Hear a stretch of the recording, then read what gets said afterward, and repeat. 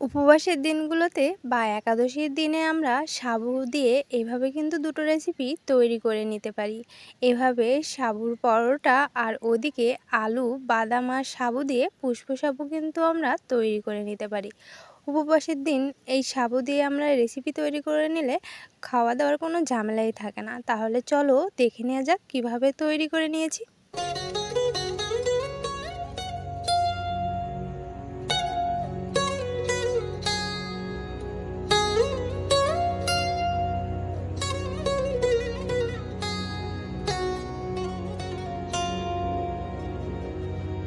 নমস্কার সবাইকে, সুমিস ভিলেজ লাইফে সবাইকে স্বাগতম। আর আমি সুমি, আমার চ্যানেলে সবাইকে অনেক অনেক শুভেচ্ছা ও ভালোবাসা জানিয়ে আজকের ভিডিওটা এখান থেকে শুরু করছি। প্রথমেই আমি পুষ্প সাবুটা রান্না করে নেব। তো এখানে আমি কিছুটা বাদাম ছিলে নিয়েছি আর সেগুলো সামান্য সূর্যমুখী তেল দিয়ে ভাজা করে নিচ্ছি। দেখতে পাচ্ছ অল্প তেলে কিন্তু এভাবে বারবার নেড়ে নেড়ে ভাজতে হবে, তা না হলে বাদামগুলো কিন্তু কালো হয়ে যেতে পারে। আর এরপরে বাদামগুলো তুলে নিয়েছি। এবার তার ভিতরে কিছুটা সূর্যমুখী তেল দিয়ে দিয়েছি আর আলুগুলো কুচি করে নিয়েছিলাম, সাথে কিছুটা কাঁচা ঝালও দিয়ে দিয়েছি। সেগুলো দিয়ে আলুটা ভালো করে কিন্তু নাড়িয়ে নিচ্ছি। আর এভাবে কিন্তু সন্দুক লবণটা কিন্তু দিয়ে দিয়েছি। একাদশীর এই প্রসাদে কিন্তু একাদশীর প্রসাদে কিন্তু হলুদ ব্যবহার করা যায় না। আমরা যারা একাদশী করি তারা নিশ্চয়ই এটা জানি, সেজন্য এখানে কিন্তু কোনো হলুদ ব্যবহার হবে না। তো আমি এবার ভালো করে নাড়িয়ে নিচ্ছি। আলু থেকে কিছুটা জল এসেছে, সেই জন্য এখানে সব লবণ দিয়ে মাখিয়ে নিয়ে ঢেকে দিয়েছি।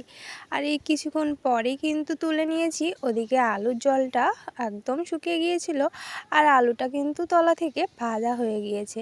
দেখতেই পাচ্ছ লাল লাল হয়ে গিয়েছে, তার মানে আলু কিন্তু ভাজতে সময় লাগে না। তো এবার আমি ভালো করে এখানে কিন্তু আলুটা ভেজে নেব। আলুটা একদম সেদ্ধ হয়েছে কি না সেটা দেখার জন্য আমি একটা খুন্তি দিয়ে কিন্তু চেপে নিলাম। আর দেখতে পাচ্ছ আলুটা কিন্তু আমার একদম সেদ্ধ হয়ে গিয়েছে। আর এ পর্যায়ে কিন্তু এখানে আমি সাবু ভিজিয়ে রেখেছিলাম, সেগুলোই কিন্তু অ্যাড করে দেব। তো দেখতে পাচ্ছ আলুটা কত সুন্দর ভাজা হয়ে গিয়েছে।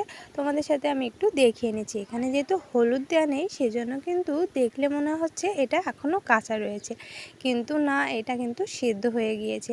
তো এই পর্যায়ে এখানে আমি সাবু ভিজিয়ে রেখেছিলাম সারা রাত্র, সেই সাবুটা কিন্তু ফুলে গিয়েছে।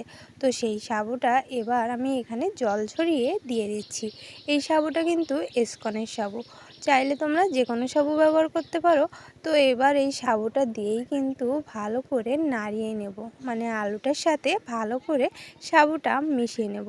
যেহেতু সাবুটা থেকেও কিন্তু কিছুটা জল থাকে, তো সেই জলটাই কিন্তু এই সাবুতে সেদ্ধ হয়ে যেতে সুবিধা হবে। তো আমি এটা কিছু সময়ের জন্য কিন্তু ঢেকে দেব, তাহলে সাবুগুলো বাকিটা কিন্তু সেদ্ধ হয়ে যাবে। আর এভাবে কিছু সময় রাখার পর কিন্তু সাবুটা একদমই পুরো সেদ্ধ হয়ে গিয়েছে আর এভাবে আঠালো হয়ে গিয়েছে। তখনই বুঝতে হবে সাবুটা কিন্তু সেদ্ধ হয়ে গিয়েছে। তো এবার কিন্তু কড়ার দিকে লেগে যেতে পারে, তো তাতে কিন্তু কোনো টেনশনের নেই। এটা কিন্তু পরবর্তীতে কড়াটা ছেড়ে দেবে। তো এইভাবে খুন্তি দিয়ে ভালো করে নাড়িয়ে নিতে হবে। আর এদিকে দেখো আমি বাদামগুলো ভেজে রেখেছিলাম, সেগুলো কিন্তু সেই সাবু আর আলুর মধ্যে দিয়ে দিলাম। চাইলে এখানে বাদামগুলো কিন্তু আমরা খোসা ছিলেও নিতে পারতাম। তো আমি আগেও একটা ভিডিও দেখেছি আমার চ্যানেলে রয়েছে, সেখানে কিন্তু আমি বাদামটা খোসা ছিলিয়েই দিয়েছিলাম।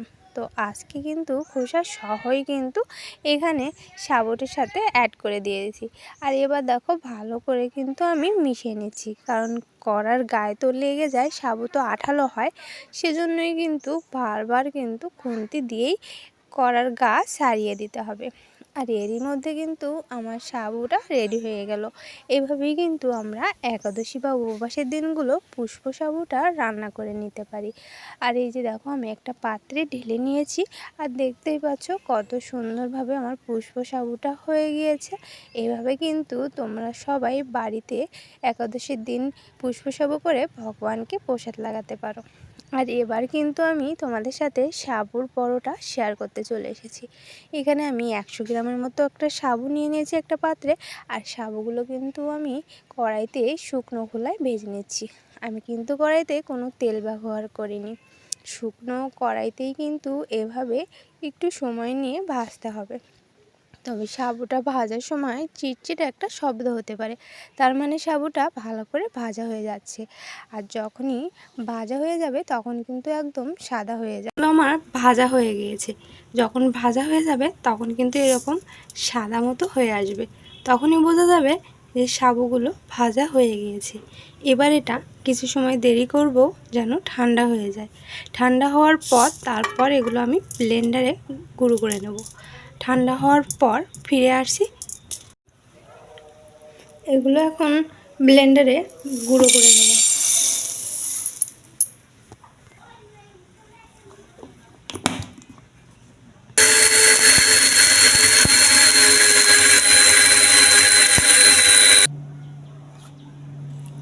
একদম পাউডার করে নিয়েছি। আর এই পাউডার এগুলো চাইলে সেকেও নেওয়া যায় বা এভাবে ডাইরেক্টই কিন্তু ব্যবহার করতে পারি।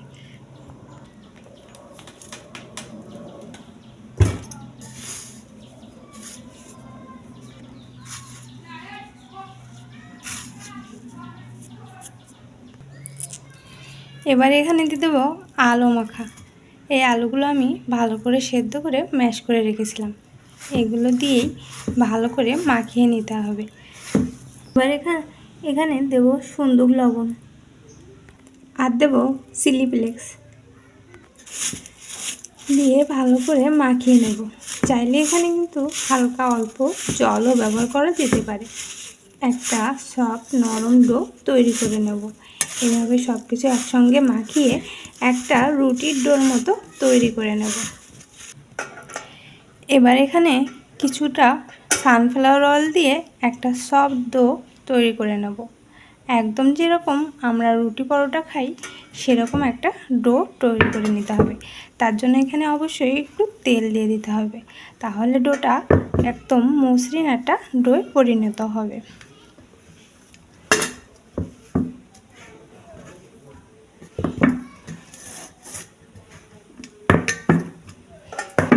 এভাবে ঠেসে ঠেসে কিন্তু মাখাতে হবে।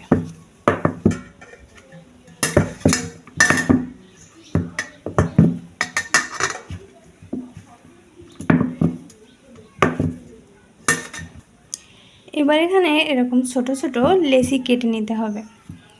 যে কয় পিস হয় সেভাবেই কিন্তু এভাবে ভালো করে মুঠ করে করে ছোট ছোট লেচি করে নিতে হবে। আমি এখানে লেচি করে নিচ্ছি। আমার এখানে 60টার মতো ডো হয়েছে। 100 গ্রাম সাবু আর 3টা আলু দিয়ে কিন্তু আমার এই 60টা মতো রুটি হয়ে যাবে বা পরোটা। সাবু রুটি বা পরোটা আমরা যাই বলি না কেন, তবে এটা পরোটা বলাই বেটার, কারণ এখানে তো আমরা তেল ব্যবহার করছি। তো চাইলে এভাবেই ডো করে নিয়ে রুটি তৈরি করা যায় বা এভাবে করে রুটির মতো শেপ দিয়ে তারপর কিন্তু তেলেও ভেজে নেওয়া যায়। তো আমি হালকা তেলে ভেজে নেব আর সবার সাথে দেখিয়েও দেব। দু হাতে প্রেস করে করে আমি কিন্তু এভাবে ছোট ছোট রুটি মতো বানিয়ে নিয়েছি। চাইলে এখানে একটা ঢাকনি দিয়েও কিন্তু গোল শেপে আনা যায়।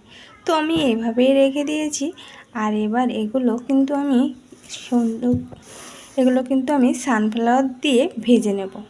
আর এই যে আমার তৈরি করা হয়ে গিয়েছে। তো চলো এগুলো সানফ্লাওয়ার অয়েল দিয়ে ভেজে নিই, মানে সূর্যমুখী তেল দিয়েই ভেজে নেব।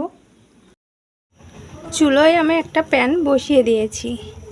প্যানটা আমার গরম হয়ে গিয়েছে, এভাবে হাত দিলেই বোঝা যায় যে প্যানটা গরম হয়ে গিয়েছে। এবার এখানে সূর্যমুখী তেলটা দিয়ে দেব।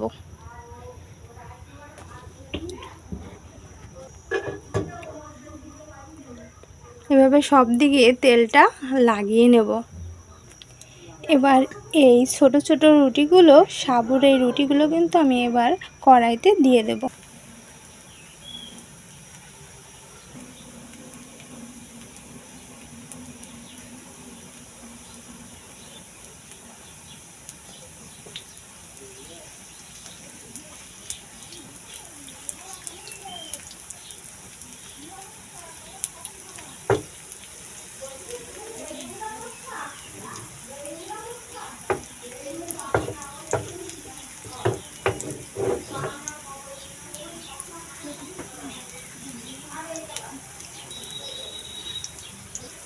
এবার এগুলো আস্তে আস্তে কিন্তু উল্টে দিতে হবে। অনেক সময় এগুলো নরম থাকে তো ভেঙে যেতে পারে।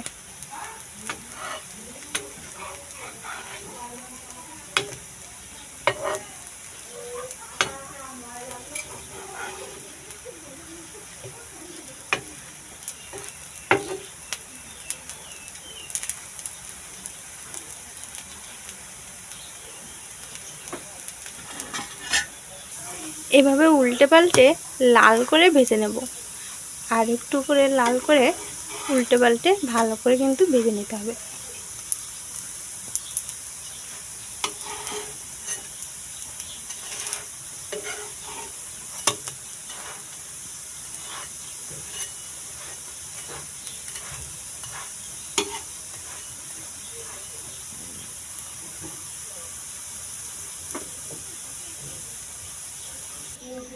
এবার আমার ভাজা হয়ে গিয়েছে, এরকম লাল লাল করে কিন্তু ভেজে নেব। এবার আমি এগুলো তুলে নিচ্ছি। বাকিগুলো আমি একইভাবে ভেজে নেব। এমন লাল লাল করে ভেজে নিতে হবে, তাহলেই তৈরি হয়ে যাবে।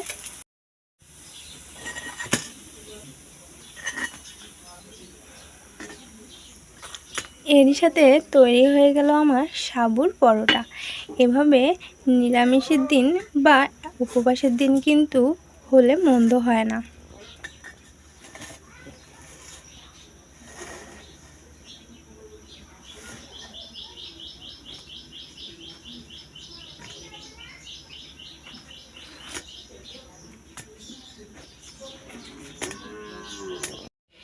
এভাবে উপবাসের দিন সাবু দিয়ে যে কোনো রেসিপি বানিয়ে নিলে উপবাসের দিন কিন্তু জমে যেতে পারে। আর এর সাথে আমার সাবু আলু দিয়ে পুষ্প সাবু আর এখানে সাবুর পরোটা এভাবে কিন্তু আমি বানিয়ে নিয়েছি। আর এই একাদশীর প্রসাদ তৈরি করে নিচ্ছি। এদিকে কিন্তু আমার সব রেডি হয়ে গিয়েছে। আর রেসিপিটা ভালো লাগলে অবশ্যই লাইক কমেন্ট করতে ভুলে যেও না। আর বেশি ভালো লাগলে অবশ্যই বন্ধুবান্ধব সবার সাথে শেয়ার করতে ভুলে যেও না।